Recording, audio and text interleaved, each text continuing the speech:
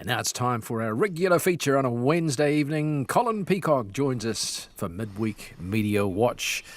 And it's our weekly catch-up with Knights, of course. Welcome to the program once again, Colin. Hi there, Mark. Your turn this week, and I see the price of petrol and diesel jumped up at midnight last Friday. The excise went back on, and the media love that pain at the pump story, don't they? I'm guessing plenty of those in the media on the day. Yes, there were. So I thought maybe we should start with something other than the Beltway stuff, the politics, the issues we often talk about so much and get a bit obsessed by in the media. Something that people really care about, and I'm guessing that is the calculation that TVNZ's One News made on that Thursday night, the last night of the discount. Because of these days, of course, the cost of living being what it is, all the other costs, the price of petrol rising in one go is magnified because of that. TVNZ One News did a lot. But here is how host Jack Tame kicked it off. This isn't great radio in a way, but if you can imagine it, he was standing in the studio, the virtual studio, and they had a virtual red car, drove into the One News studio and parked right next to him as he introduced the show like this.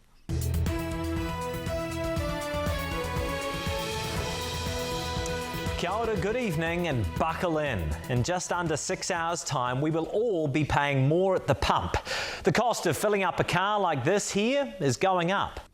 Yeah, so I think in the end we possibly could have visualised what a car looks like to be filled with petrol without Jack Tame having to point to a kind of non-existent digital holographic one standing right next to him in the studio. Yeah. And one small gripe there, seeing as I'm in a funny mood, when he says there, we will all be paying more, not everyone owns a car. In fact, I don't, our family doesn't, and I think I remember Jack Tame has written about this himself. I'm pretty sure he doesn't either, or at the very least recently wrote about getting rid of his car to become like a one-car couple, something like that. Yeah. Cool, but many New Zealanders are affected by this, aren't they? Yeah, of course. So fair enough. And even if you don't own a car yourself, you will be affected by the price of fuel one way or another. And yes, of course, it's going to be attached to the price of all sorts of things. And that was actually a part of, to be fair, TVNZ One News's coverage, the epic coverage of the night the petrol and diesel went up. But they spent a lot of time covering the kind of panic buying on that last day of the discount, as though it was a kind of like a national emergency. They had reporters in the dark at several petrol stations in the complete pitch darkness. I always feel sorry for reporters this time of year because those live crosses don't look great. And they were pretty much saying the same things, describing the same scenes.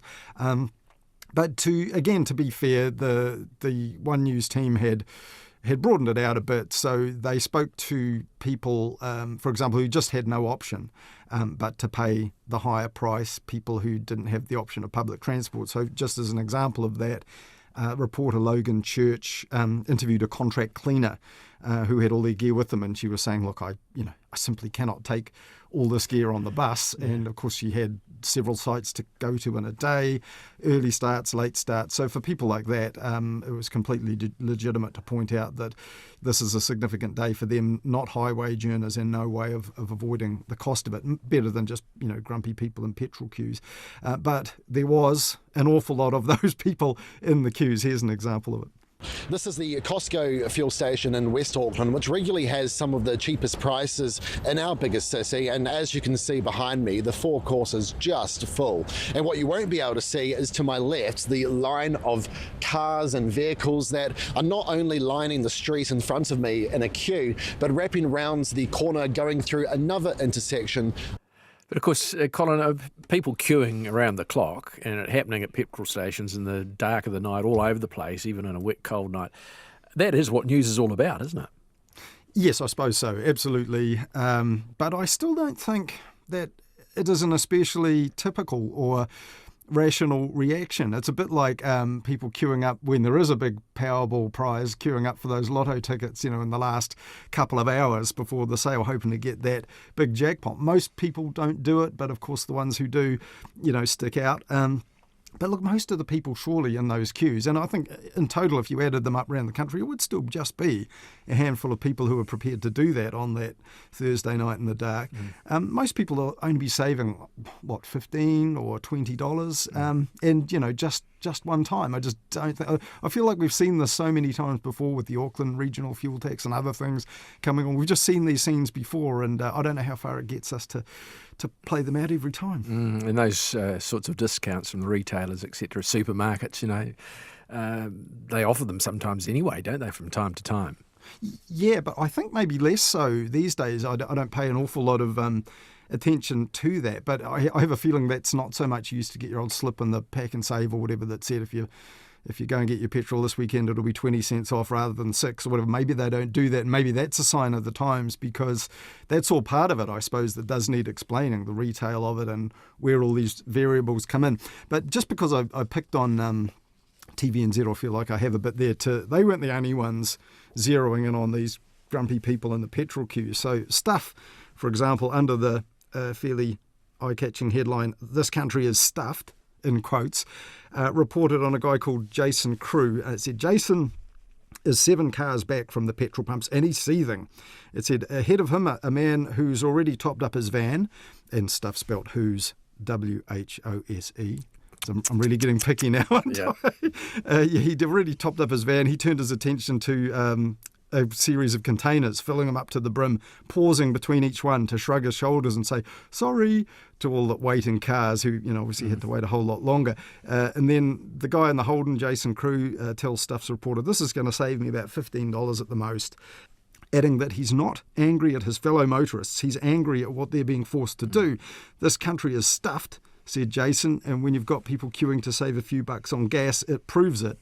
But I think it really proves that Jason wasn't organised enough to buy his petrol just, the day before, to say nothing of all the days that he and others could have had that discount over the past 16 months. And in fact, on the same story, they had a guy filling up containers on a Lower Hutt forecourt. He's quoted as saying, I love this, it's probably not the best practice, but I just don't care anymore, says this tradesman stockpiling fuel for his vehicles, although the reporter noted he did care enough not to give the reporter his full name. He said, back in line, another motorist told Stuff he wasn't planning to store the fuel out of the fear that it might explode, but he applauded the people who were. I don't know quite why you think you should be applauding them if you've decided it's too dangerous yourself. And there I would also give kudos to Logan Church of One News, because when he was reporting live in the dark, in the wet, from that Costco queue in Auckland, he pointed out that it is in fact not legal and unsafe to store, I think he said, more than 50 litres at home unless you have a safety certificate and an appropriate storage facility. The worst photo I saw, I think, looked like a van of some sort, and it had plastic containers, about 4 or 5 or 6 of them, in the car full of petrol. Extraordinary scene. Unbelievable. Yeah. Now, did media give out perhaps tips, news you can use, how to conserve fuel by driving properly or maintaining the car, etc.? Yeah, rather than loading up more than 50 litres and a sort of explosive mixture on the back of your ute. But they did do a bit of that, again, to be fair. That was part of TVNZ's kind of epic report last Friday. But again, it feels like familiar. We've seen this anytime there's a big price rise, it hits some marker, like previously when it went over $2. And these earnest sound bites from the guy at the AA saying, drive as smoothly as you can, don't go over 80 if you don't need to, all of that. But that's fair enough. That is news people can use. But it just feels to me like that was drowned out by a lot of stuff on, where to get the cheapest fuel, which only sort of encourages people, I think, to drive silly distances, waste time for what ends up being a pretty marginal saving. And actually Stuff, a couple of days after the discount came off, went round some of what had been listed as the cheaper places to buy, and found out that the costs had gone up by more than 29 cents in the end. So that was interesting. Places that had cut the price, maybe tried to get people in on the days before, it went up even more afterwards. But I don't live in Auckland, but I now have read over and over and heard over and over that Costco is the place to go, Westgate, for the cheap fuel. And I wasn't all that surprised to hear that AT had to cancel some entire bus trips and skip several stops in that location because people have been queuing up so much. And it's not just, I noted, on that Thursday that the discount came off. So if we go all the way back to June the 15th, first up in Morning Report at RNZ, on RNZ National ran a report that was titled "The Staggering Difference in Petrol Prices Across the Country," which turned out to be only about Auckland. And Ingrid Hipkiss introduced it on the day like this. Well, 61 cents, that is the staggering difference in the cost of a litre of unleaded 91 petrol across Auckland. And the AA says the difference could actually be up to 65 cents a litre for diesel. First Up's Leonard Powell hit the road to find out if people will drive across town to save more than $30 to fill up an average car. It's a bluebird day and a good day to be filling up for fuel at Costco in West Auckland. So I'm guessing by that introduction that he did find people travelling to fill up there. He did. In fact, he described it as 27 lanes humming with people filling up. So again, this is a couple of weeks before the discount. So maybe people were doing what I was being critical of them for, not leaving it till the last night. But this really, the report was about 6 minutes long, and it was full of people praising this Costco for this cheap fuel, and there were indeed, like this guy, people who'd driven a hell of a long way to get there. Milldale resident Brent works in Avondale, a 100-kilometre round trip. Gas-wise, how often are you filling up here? On payday, Wednesdays, yeah. You were saying that compared to other places around, it's a big difference? Massive difference, like at least 20 to 30 cents a litre cheaper. And Brent's right. Less than 5 minutes away on Lincoln Road, Mobil charges 44 cents more, with unleaded 91 fetching $2.55 a litre.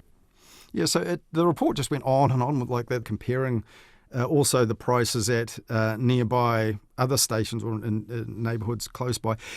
But, with the Costco, the scale of it, you might as well compare, the price of stuff at the dairy, I think, with the cost of stuff at the supermarkets. I suppose not quite the same in that all big petrol retailers will be operating at volume. So, yeah, fair enough that some differences between the stations won't be quite so explicable, or the variation. But, we all know local petrol stations and places where people live in big numbers, they'll charge a premium for the proximity. For ones that have other services like the workshop or the shop or whatever. And Costco, of course, although the reporter did mention it in his report, to be fair, that there's, I think, a $60 annual membership, but that's all factored in there. So, maybe loss leader is the wrong term, but certainly for something of the scale of Costco, it's just a completely different game. But, I think you learn more from that than you do just, fox popping these people with their wound down car windows, complaining about the price, grumpy about having to queue up for it. I feel like we've gone on about this a bit too much now, Mark, but it did close, that report, with Ingrid closing that off a morning report, kind of praising the people who'd done this thing of driving a big distance just to save a few bucks.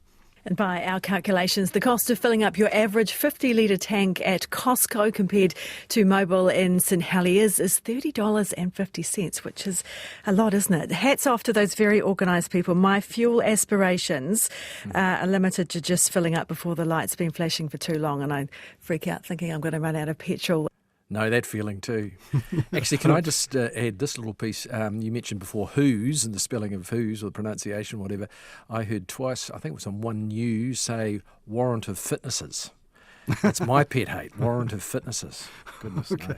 Yeah, I know, but every time I say this, I just kind of cringe inside because I know that I might do an online piece for Mediawatch on the weekend, and yes. I'm just going to have to proofread it a little more closely than I did tend to, because as soon as you point these things out, it comes back to bite you on the backside. And in fact, people could point out that I criticise TVNZ for spending almost 10 minutes on the petrol price rise. How much have we just done together, Mark? But I've got to take the blame for that. It's not on you. Okay, let's move on. Now back to the political beltway. Another week, another cabinet minister in trouble, this time Kiri Allan, though her problems began last week, didn't they? Yes, they did, with allegations in the headlines. In fact, on the front page of the Capital's Daily, The Post, I think it was last Thursday, this is claims about her conduct dealing with public servants and staff in her office. The headline on the front page, there was claims of, quotes, screaming and yelling in a phone conversation.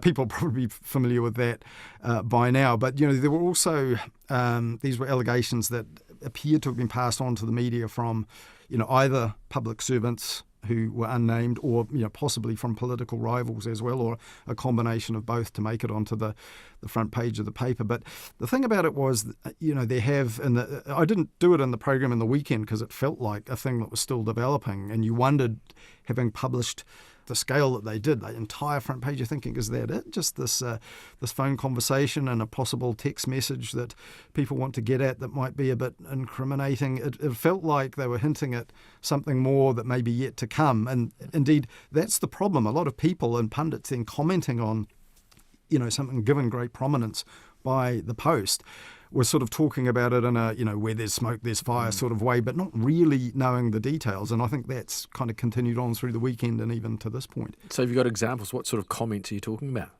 For example, the TV3, or TV Channel 3, as it's now known, weekend politics show News Hub Nation, they tend to look back on a week's politics. They ran a kind of brief summary report package about the allegations about Kiri Allan's behaviour towards staff, but they didn't summarise them at all well.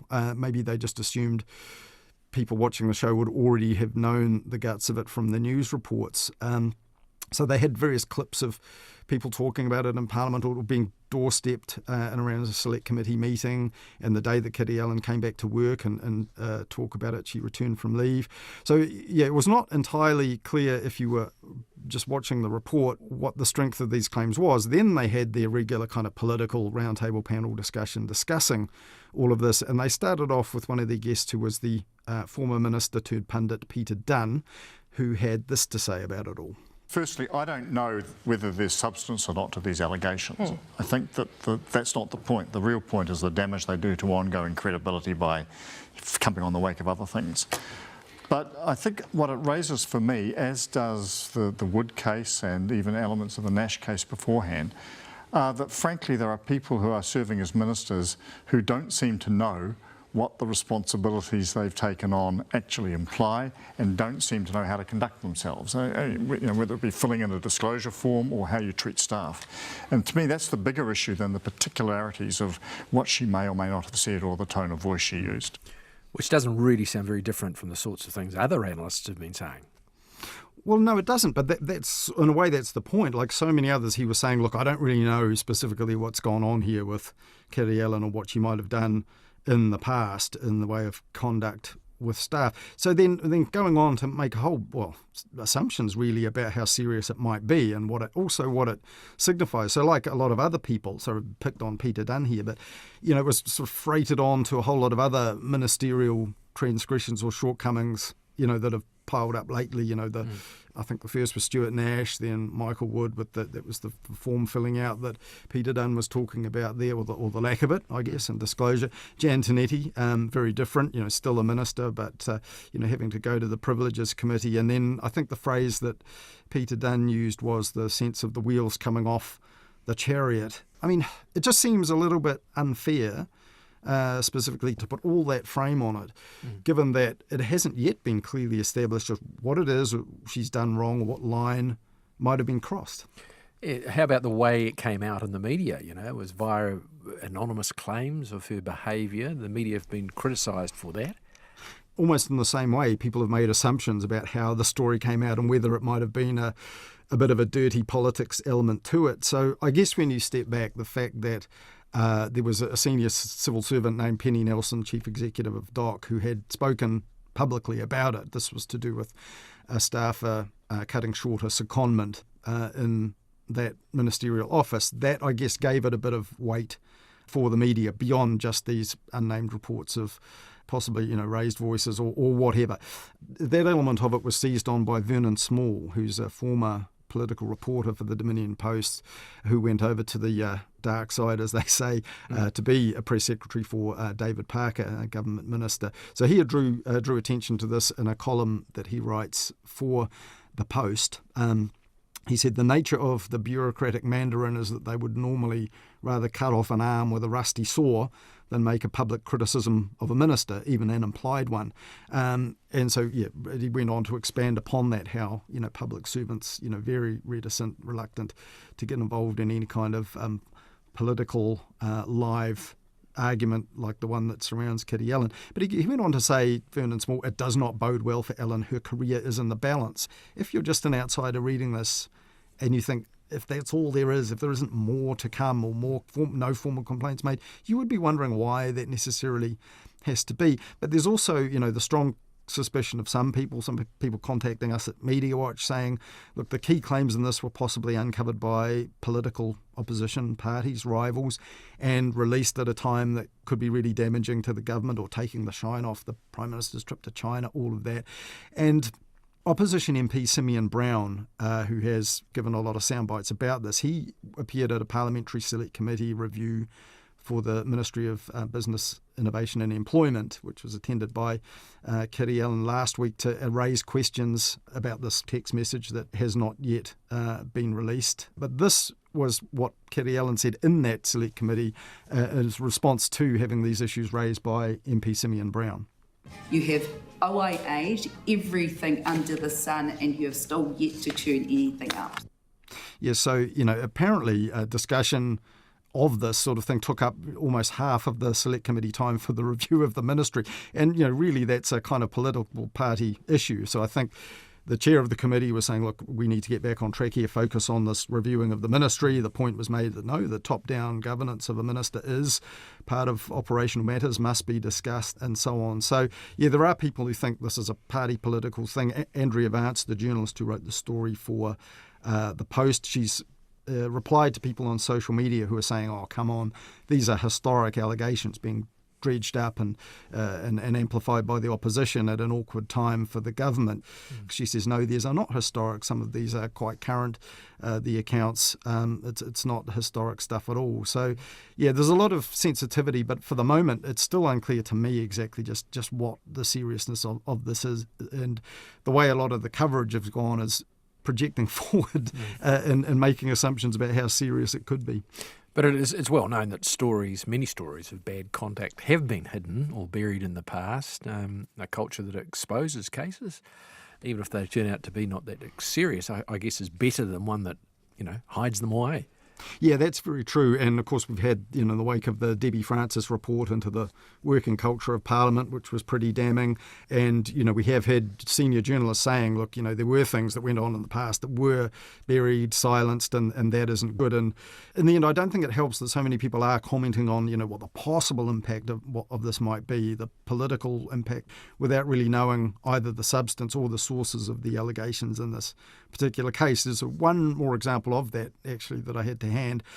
On 9 to noon on Monday, in the political slot that Catherine Ryan does every Monday with a pundit leaning to the left and one to the right, she said before she discussed it, look, I only know what I've read in the paper and so on, but then went on to put this to her guests. What happens if he has to, and let's just take this as a hypothetical, because as you say, with a lack of formal complaints he certainly won't be in a hurry to lose his fourth minister since he took over as Prime Minister. And she's very forcefully defended herself. Yes. Let's just take it as a hypothetical, though, whether it's her or someone else at the moment. Like, for a start, who else do you allocate portfolios to? I think she picked up some portfolios when Michael Wood went.